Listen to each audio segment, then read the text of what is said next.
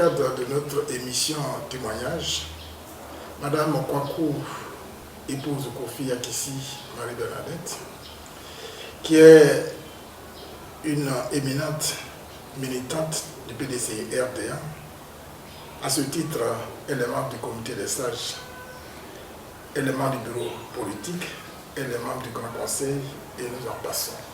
Madame Akissi Bernadette, vous êtes membre du PDCI RDA.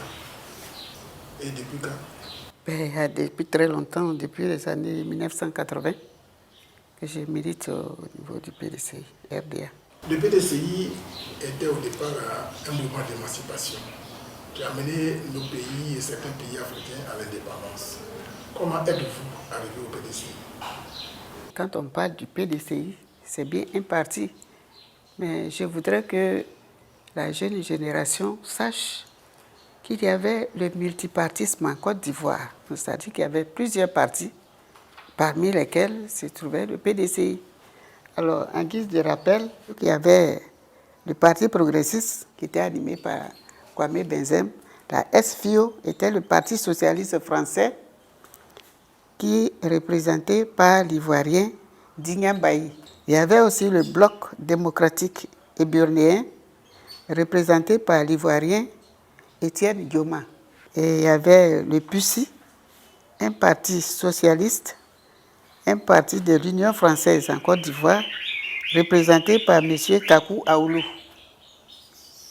Il y avait l'entente des indépendants de Côte d'Ivoire, en abrégé EDICI, et le RPF.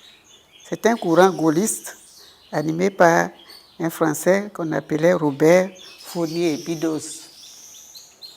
Le PDCI n'était donc pas seul, il y avait des concurrents.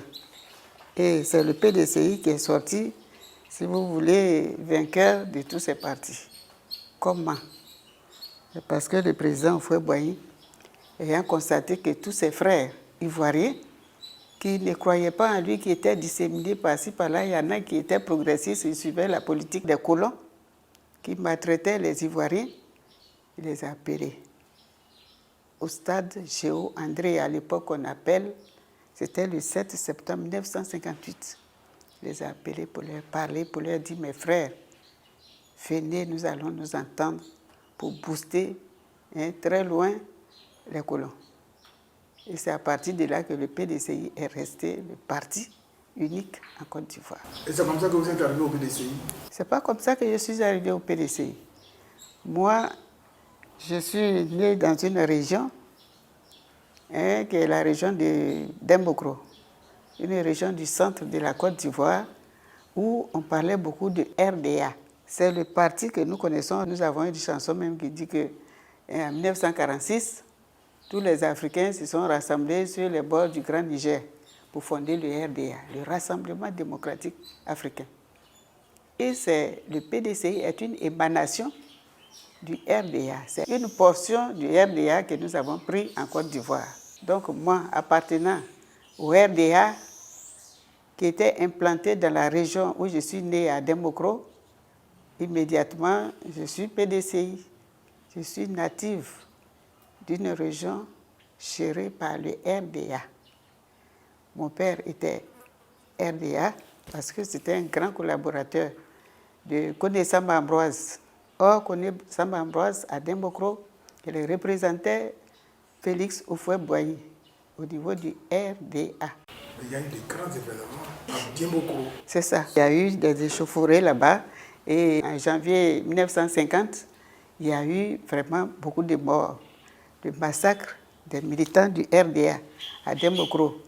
C'est ça qui nous vaut. Je ne dirais pas l'honneur, ce n'est pas un honneur, c'est même un parti des malheurs.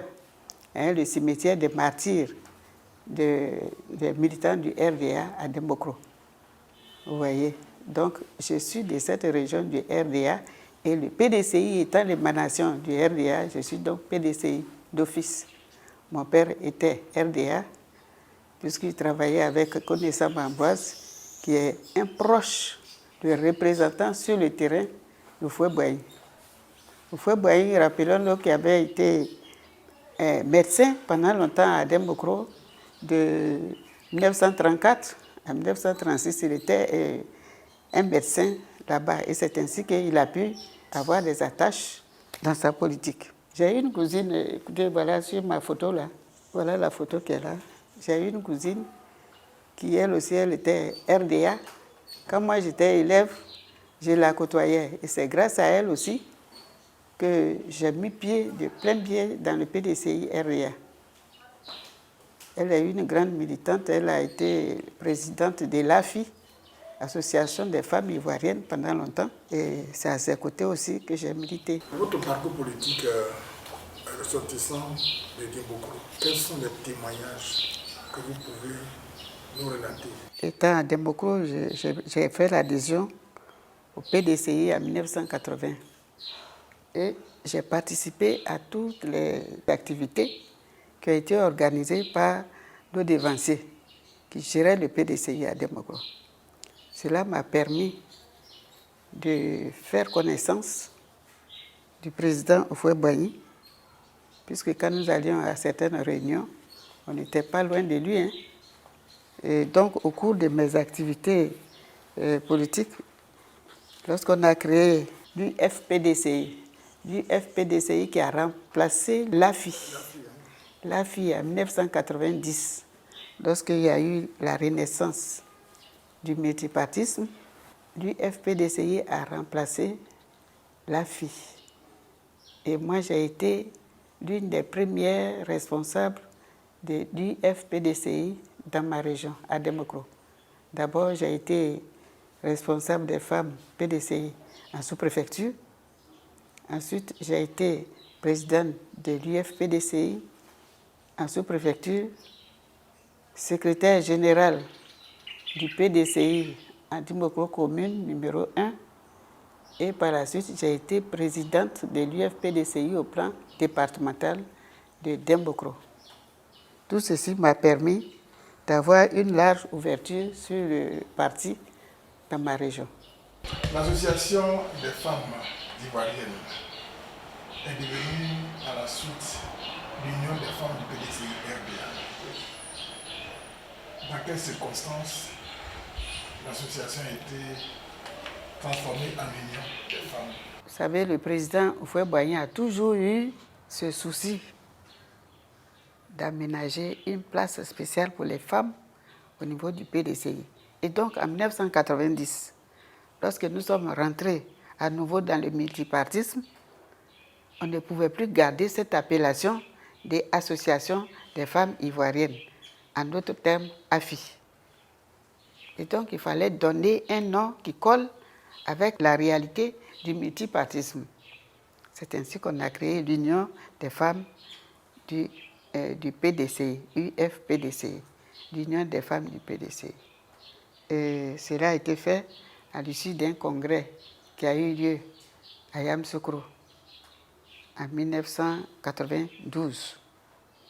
Et au cours de ce congrès, la première dame qui a été élue pour patronner cette union, c'était Madame Kofi Léopoldine Tiézan, une dame dynamique avec laquelle nous avons appris à travailler, parce qu'elle-même, elle menait le bâton et partout, elle nous accompagnait chez le président Félix Houphouët-Boigny. J'ai une photo que j'ai eu l'honneur de prendre avec le président Houphouët-Boigny au cours d'une visite à son domicile à Abidjan, à sa résidence.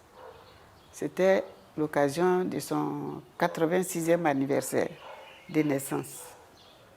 Vous voyez, ça peut vous dire que j'ai eu à côtoyer le président Félix Houphouët-Boigny. Et je peux me targuer de dire que je fais partie des oufouettistes d'origine. Ça ne date pas d'aujourd'hui. C'est mon plus grand souvenir en tant qu'oufouettiste. À cette époque, en 1992, les femmes du PDCI étaient appelées les Amazones. Oui. Pour ressembler à leurs grandes sœurs qui ont marché sur Grand Bassam. Oui. Est-ce qu'aujourd'hui, on trouve ce dynamisme au sein des femmes du PDCI? Lorsqu'il y a un bateau qui bouge, il bouge en fonction du dynamisme que le capitaine met pour le faire marcher. Aujourd'hui, moi, je ne suis plus membre actif de la nouvelle UFPDCI. C'est à distance que je vois fonctionner l'UFPDCI. Et je pense que nos sœurs, des nouvelles présidentes de l'UFPDCI, puisque ça a été divisé en deux parties aujourd'hui. Autrefois, c'était Kofi Léopoldine seule qui était la présidente nationale de l'UFPDCI. Elle gérait à la fois et la commune et la sous-préfecture. Aujourd'hui, c'est scindé en deux. Il y a donc le dynamisme de chacune de ces deux structures qui fait que ça peut aller de l'avant. Le PDCI, avec le président Houphouët-Boigny, a été longtemps considéré comme le parti bâtisseur de la Côte d'Ivoire moderne. Ouais. Et l'homme Houphouët-Boigny, qu'est-ce qui vous a marqué dans ces actions de bâtisseur ou de président du PDCI et de la président de la Côte d'Ivoire? Le président Houphouët-Boigny, c'est un grand monsieur avec grand G et grand M. J'ai eu toujours de l'admiration pour ce monsieur. Pourquoi? Parce qu'il avait une philosophie telle que on était même obligé de le suivre. C'était un homme qui aimait la paix. Moi, je n'ai jamais aimé les gens belliqueux. Donc, il était un homme de paix. Il parlait toujours de l'amour pour les uns et les autres. Et il terminait toujours ses discours par « Dieu est amour ». Il parlait de dialogue. Il dit, sur la terre des hommes, lorsqu'il y a des conflits, on a beau faire de la guerre, les hommes sont toujours obligés de s'asseoir pour parler, pour dialoguer. Donc pour lui, le dialogue est primordial à tout. Il aimait aussi la justice. Le vieux, il n'aimait pas le désordre. Il dit, lorsqu'il y a le désordre, on ne peut plus rien faire. Donc pour lui, le désordre ne faisait pas partie de sa vie. Parce qu'il dit qu'on peut corriger une injustice qu'on a fait à quelqu'un. On peut lui demander pardon pour corriger cette injustice-là. Donc, le désordre, une fois que tu as tout mis en désordre, tu ne peux plus réparer. Ça devient compliqué. Voilà, donc j'ai admiré ce monsieur avec ses idées de paix, d'amour et de tolérance. Nous sommes nombreux sur la terre, nous sommes nombreux dans nos partis. Si nous n'appliquons pas la tolérance, on ne peut pas vivre les uns ensemble avec les autres. Il avait aussi en priorité la formation des hommes dans Ouais. ce pays. Vous êtes bien placé pour nous en parler en tant qu'enseignante. Pourquoi Houphouët a-t-il fait de l'enseignement la priorité des priorités? Houphouët-Boigny, il a toujours pensé à la postérité de la Côte d'Ivoire. Et je voudrais même, en dehors de Houphouët-Boigny, aller encore vers Ampateba qui dit qu'en Afrique, lorsque un vieillard meurt, c'est une bibliothèque qui brûle. Donc, si vous n'avez personne pour vous succéder après vous, vous avez beau avoir beaucoup de connaissances, c'est comme si vous n'avez rien fait. Donc, Houphouët-Boigny, en Côte d'Ivoire, a toujours pensé à la relève. La relève, un peu comme au village, un père de famille qui a sa plantation, s'il meurt, qu'il n'a pas d'enfant pour entretenir la plantation, ces gens vont mourir. Et il s'est donc penché sur l'éducation nationale. Les enfants qui sont en Côte d'Ivoire, il ne faut pas les laisser incultes. Il faut les éduquer, mettre dans leur esprit tout ce qu'il y a à leur mettre. C'est ainsi qu'il a fait créer beaucoup d'établissements, des établissements d'enseignement primaire, secondaire, et on est monté dans le supérieur et même enseignement technique. Au niveau de l'éducation nationale, le président Houphouët-Boigny disait qu'il lui faut des cadres. Il faut des cadres. On a commencé tout petit à l'école primaire, on a franchi toutes les étapes, mais il faut des cadres pour la relève des activités de développement dans son pays. il l'a envoyé en 1946 pour ce faire. Vous voyez, c'est encore très loin. En 1946, il a envoyé des jeunes Ivoiriens. Il les a même pris au niveau des classes de CM2. Dans les grandes régions où il y avait des établissements, il a demandé à ce que les meilleurs des élèves de ces classes soient recensés pour être envoyés en France en 1946 pour aller prendre connaissance d'autres cultures. Par exemple, la culture française. Les jeunes gens sont partis en France, ils ont appris beaucoup de choses. Ils sont partis en aventure, hein. Ils ne connaissaient personne là-bas et le président les a envoyés pour se cultiver, avoir beaucoup de connaissances, pour revenir au pays et les appliquer dans le pays. Aventure 46. Il y en a encore qui vivent, il y en a qui sont dans notre groupe de comité des sages. Nous avons par exemple, Père à son âme, le doyen Akandi qui vient de mourir. Nous avons M. Kopli Boni, il y avait Aboulaye Savadogo. Tous ces gens-là, nous les rencontrons au cours de nos réunions. Ils ont fait partie de l'aventure 46.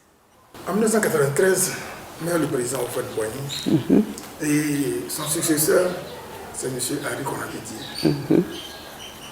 Vous le connaissiez avant, avec le président Houphouët-Boigny? Je le connaissais, c'est trop dire. Monsieur, vous voyez, nous sommes en Côte d'Ivoire et on suit. Je vous ai dit que j'ai adhéré au PDCI en 1980. Donc, il y a beaucoup de choses que nous avons suivies. Lorsque le président Houphouët-Boigny il est mort le 7 décembre 1993, il n'y avait vraiment pas de débat à faire à ce niveau-là, parce que tout était structuré. Il y avait un remplaçant constitutionnel. Bédié était le dauphin constitutionnel, c'est-à-dire que, à l'absence du président de la République, Houphouët-Boigny, immédiatement, on les installait dans le fauteuil pour qu'ils puissent continuer la gestion de la Côte d'Ivoire. Donc, j'ai connu le président Bédié aux côtés du président Félix Houphouët-Boigny. En tant que successeur, aujourd'hui, comme je l'ai dit dans mon acrostiche, j'ai dit il est le digne successeur du président Félix Houphouët-Boigny. C'est un digne successeur. C'est-à-dire qu'il a été planifié dès le départ. Il est là. Et ce n'est pas parce qu'il a été planifié. Si on t'a planifié, qu'on te donne un fauteuil et que tu ne peux pas tenir sur ce fauteuil, tu n'es pas digne, mais lui, il est digne. À ce niveau-là, vous pouvez donner un témoignage, ce qui représente la dignité, la fierté, le digne successeur du président Houphouët-Boigny, pour donner un témoignage. Un digne successeur. Il est digne parce qu'il a pu tenir le flambeau du PDCI. Ça aurait été quelqu'un d'autre qu'après le décès du président Houphouët-Boigny, il aurait jeté le flambeau. Mais jusqu'à aujourd'hui, il lutte pour que le PDCI survive. C'est un digne successeur de Houphouët-Boigny au niveau de son parti PDCI en Côte d'Ivoire. Quelles sont les qualités que vous reconnaissez au président Henri Konan Bédié? D'aucuns disent que le président Bédié, il ne parle pas, mais il est serein. C'est un homme qui est tranquille. Il est tranquille dans son fauteuil. Il est tranquille, mais il réfléchit. Il est serein. Vous voyez? C'est un homme qui ne dit pas des mots superflus au hasard. Il est l'ennemi du verbiage creux. Il ne faut pas bavarder, parler pour dire du n'importe quoi. Quand il sort quelque chose de sa bouche, c'est ponctuel. Aujourd'hui, il a mis en place une plateforme non idéologique pour regrouper un certain nombre de partis politiques. Quel commentaire faites-vous de cette plateforme? Moi, je suis tout à fait d'accord avec le président Bédié. C'est toujours l'idée que moi j'ai eue. J'ai dit, mais en Côte d'Ivoire, les gens disent on était dans notre parti unique avec le PDCI. Les gens ont critiqué le parti unique. Mais avec le parti unique, quand Houphouët-Boigny a parlé, il a parlé. Tout le monde est content ou tout le monde n'est pas content, mais il a parlé. Et c'est dans ce cadre, on dit qu'il n'y a pas deux capitaines dans un même bateau. je suis le capitaine du bateau. Comme dit le président Houphouët-Boigny lui-même, il dit qu'il est le capitaine. S'il est hors de l'eau, il n'est plus un capitaine. Et il est dans son peuple de PDCI. Vous voyez? Donc, aujourd'hui, j'ai toujours dit moi-même, c'est pourquoi je dis que je suis d'accord avec le président Henri Konan Bédié pour la mise en place de cette structure pour rassembler tous les enfants ivoiriens, les cadres ivoiriens capables de réfléchir pour qu'on puisse mettre en branle la machine du développement. Par exemple, je dis, bon, on va faire telle chose. Toi, M. Félicien Kofi, vous dites, non, moi je m'avais, il ne faut pas qu'on fasse ça, on va faire là-bas. L'autre vient tirer. Comment est-ce qu'on peut aboutir à quelque chose? Donc, si tout le monde se rassemble pour discuter et prendre une décision consensuelle, je crois que c'est par là qu'on peut aboutir au développement. Vous pensez aujourd'hui donc que c'est l'homme de la situation qui peut réaliser le consensus, la réconciliation des Ivoiriens? Ben, il y a longtemps que le président Bédié, après le décès du président Houphouët-Boigny, a entrepris cette action de réconciliation. Mais vous savez que nous ne sommes pas faciles. Nous, les Ivoiriens notamment, nous ne sommes pas faciles. Si nous étions faciles, on n'en serait pas là aujourd'hui. Je dis, on n'en serait pas là aujourd'hui, c'est-à-dire au fait même que nous avons traversé une période de guerre. Quand on ne s'entend pas, automatiquement, on est dans la guerre. Il est l'homme de la situation. Pourquoi j'ai dit ça? Ça aurait été quelqu'un d'autre. Le président Bédié n'allait plus jamais mettre sa bouche dans les affaires politiques de ce pays. Pourquoi? En 1999, on lui a fait un croc en jambe. On lui a fait un coup d'État. Il est parti piteusement en exil, mais il est revenu. C'est un homme courageux. C'est un homme courageux. Il a beaucoup de courage. Donc, celui qui est courageux, c'est un homme de la situation. Aujourd'hui, la Côte d'Ivoire et le PDCI-RDA préparent la relève. Vous, en tant que militante d'un certain âge, membre du comité des sages, qui cherchez à passer le flambeau à la jeune génération, quelles sont les actions que vous pensez qu'il faut mener? Quelle mentalité pensez-vous qu'on peut donner à la jeune génération? Les jeunes, il faut que le président Bédié ait des canaux pour pouvoir les rassembler, des canaux de rassemblement. Au niveau du PDCI, on a créé des structures, la JPDCI. La JPDCI peut aider à rassembler les autres jeunes qui ne sont pas encore au PDCI. En quoi faisant? En faisant du lobbying. En faisant du lobbying auprès de cette jeunesse. En montrant le bon exemple de la non-violence. Parce que c'est la violence qui gâte la Côte d'Ivoire aujourd'hui. La non-violence qu'il faut. Quel message pensez-vous pouvoir donner pour la mobilisation, la motivation, la détermination des militants du PDCI? Nous sommes des vieux qui avons travaillé sur le terrain, dans la brousse. À l'époque, on ne mettait pas trop en avant l'argent. Nous-mêmes, on se débrouillait pour rentrer en campagne, dans les villages. On faisait des programmations. Tel jour, je m'en vais dans tel village. Tel jour, je m'en vais dans tel village. Puisque nous, on travaillait en sous-préfecture et puis dans les centres-villes. On n'avait pas trop recours à la direction du PDCI pour faire ça. De temps à autre, si nous avons quelques cadres du PDCI qui nous viennent en aide avec du carburant, un véhicule, on s'en va. Il faut bien que nous arrivions à faire comprendre aux jeunes qu'on peut faire des choses de manière désintéressée. Et que les cadres du PDCI qui ont des moyens puissent venir aussi en aide à cette jeunesse. Parce qu'il y a des cadres qui ont suffisamment de moyens financiers et même matériels qui peuvent venir en aide à la jeunesse pour pouvoir faire le travail, pour faire avancer le PDCI en Côte d'Ivoire. Vous pensez que le PDCI va subsister aux attaques de tout genre dans un paysage politique pluriel? Mais le PDCI n'est pas étranger au paysage pluriel. C'est pourquoi j'ai commencé dès le départ pour dire qu'il y avait beaucoup d'autres partis. Le PDCI est acheminé, s'est faufilé à travers tous ces partis et est resté victorieux. Le PDCI est un parti de combat. Il n'y a pas eu une étape où le PDCI n'a pas combattu. Nous sommes encore dans cette étape de combat. Et je pense qu'on a tenu, nous avons tenu assez bon. Depuis, je prends jusqu'en 1999, nous sommes arrivés en 2020. Le PDCI, je pense qu'avec un peu plus de courage et d'effort, le PDCI vaincra. Merci de nous avoir reçus chez vous et de nous avoir permis d'entendre des témoignages de dynamisme et de la performance du PDCI RDA en tant que parti rassembleur, parti bâtisseur de la Côte d'Ivoire. Quant à vous, chers téléspectateurs, merci de nous avoir suivis.